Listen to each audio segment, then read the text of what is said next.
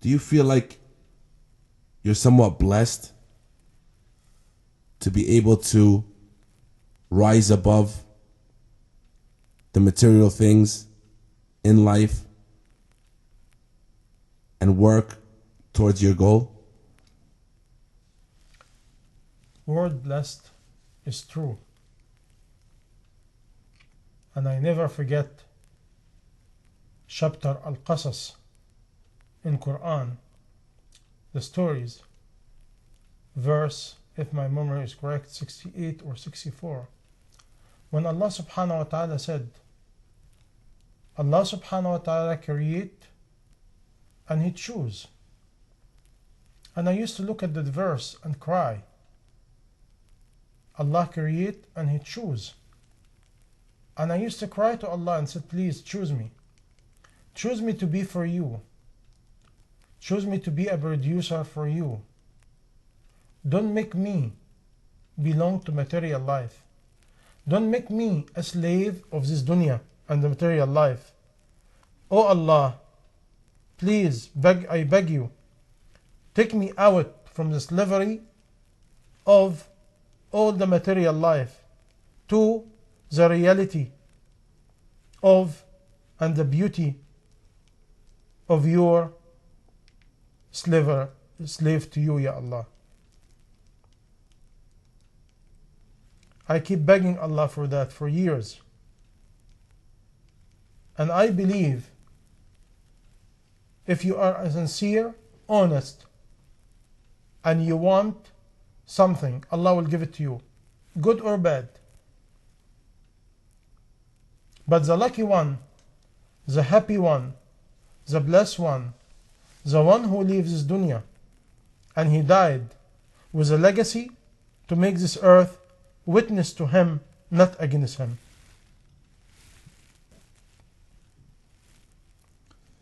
Just to clarify for some of our viewers and our listeners today, before you came to America, and in Egypt or in America, have you ever attended any religious school, any school of higher learning to learn Islam, Sunnah, Islamic law, anything?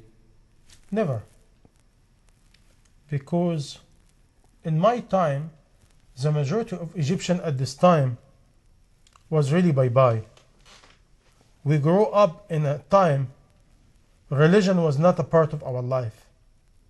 If somebody was little bit religious or pray sometime in the masjid, this was wow, maybe he's dying. But this way, it was a journey planned, prepared by Allah subhanahu wa ta'ala. But I never been in any Islamic school.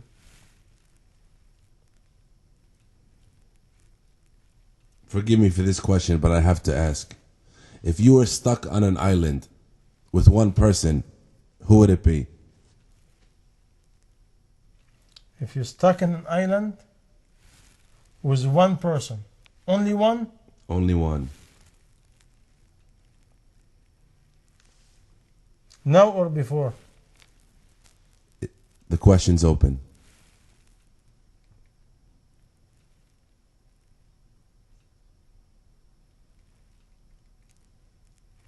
Amir Nur Allah.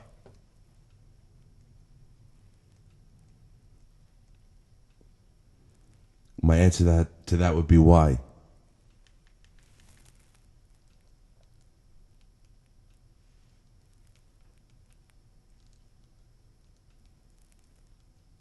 Soul.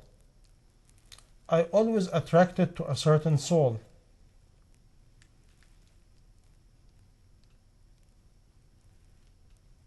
Because today we do not value the company of souls.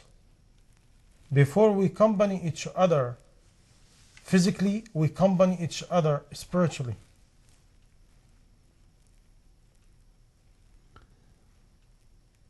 Now, you've obviously dedicated your life to inviting people to Allah, spreading the message of Islam. You've created a website. You're a producer of a website with that goal and focus. And all your efforts seem to be on spreading Islam and being an inviter to Allah, to invite people to their Lord. Now, if you died today, what would you want to be remembered for? When someone said, Da'i Ahmad MOAIT, what would you want them to think? Believe in Allah. Trust in Allah. Rely on Allah. Have faith in Allah. Go back to Allah. Allah is so generous, so beautiful. We do not know Allah. If you know Allah, you will never love anybody except Allah. You need Him now. You need Him in the moment of death. You need Him after death.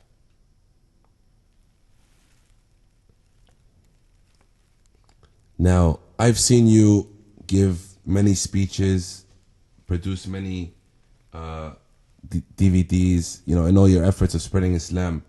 Now, when you go to a speech or when you go to a gathering with young Muslims or an audience, or even if it's a one-on-one setting, and you try and deliver your message, but it's not hitting home, what do you do when you try and spread the true message that you believe in? I mean, not everyone is ready, willing, and able to receive. What do you do when you believe so much in that message and you're unable to communicate it to other parties? How do you feel? And what do you do when you have a setback or a roadblock like that? I believe this is me. Me, the one I do not have the quality. Me, the sinner, the weak. And I say, لا حول ولا قوة إلا بالله العلي العظيم. No power and no strength without the power of Allah. لا إله إلا أنت سبحانك إني كنت من الظالمين. There is no one except you, my Lord. Praise to you, and I am among the oppressor one. By this way, I put my head down. I remember who am I. I remember Allah is the opener.